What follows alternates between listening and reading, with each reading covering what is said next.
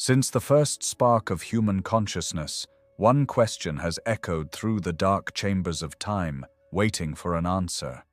What happens to us when the breath leaves our lungs and the heart falls silent?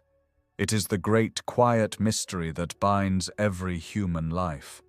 Long before modern science, 5 ancient minds gazed into this darkness, leaving behind maps for the journey into the unknown.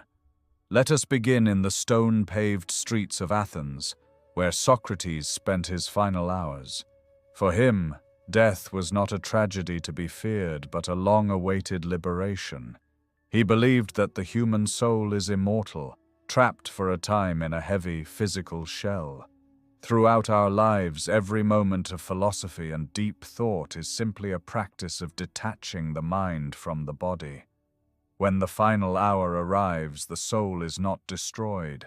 It is set free, rising like a bird into the eternal realm of truth and beauty. To Socrates, a good person could never truly be harmed, neither in this life nor in the next, because the soul belongs to the eternal. But not far from the memory of Socrates, in a quiet garden filled with light, Epicurus offered a very different comfort. He looked at the cosmos and saw only atoms drifting in the void. To Epicurus, death is absolutely nothing to us. He famously reasoned that while we exist, death is not here, and when death finally arrives, we are no longer here to experience it.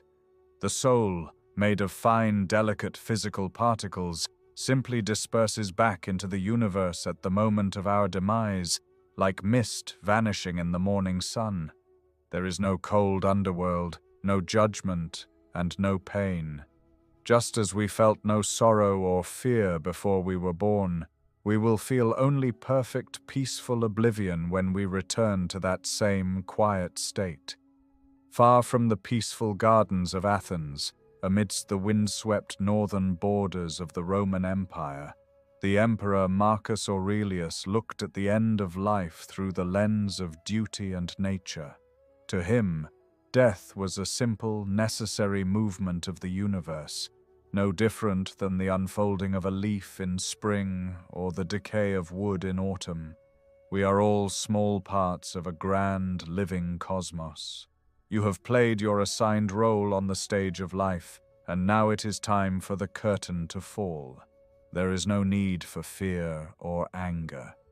We must accept this transition with grace, like a ripe fruit falling from the branch, blessing the tree that gave it life, and thanking the earth that receives it.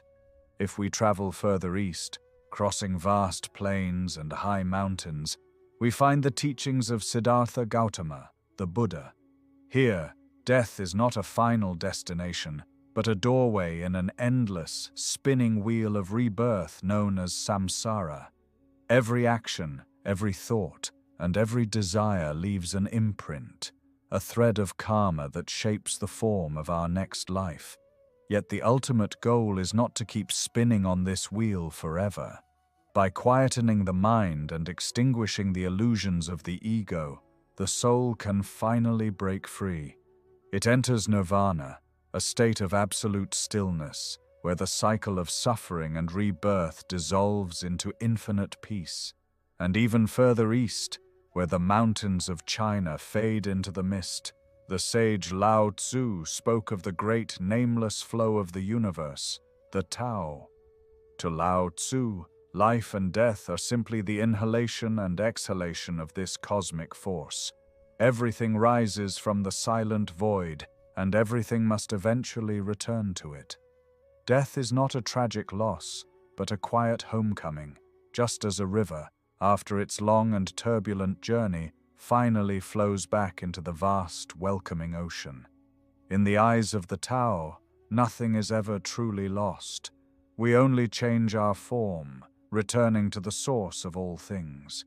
5 ancient paths, 5 ways of looking into the quiet dark. Whether we find the liberation of the soul, the peace of absolute oblivion, the cycles of rebirth, or a gentle return to the cosmic source, the message of the ancients remains clear. Do not fear the end of the road, for it is as natural and as beautiful as the journey itself.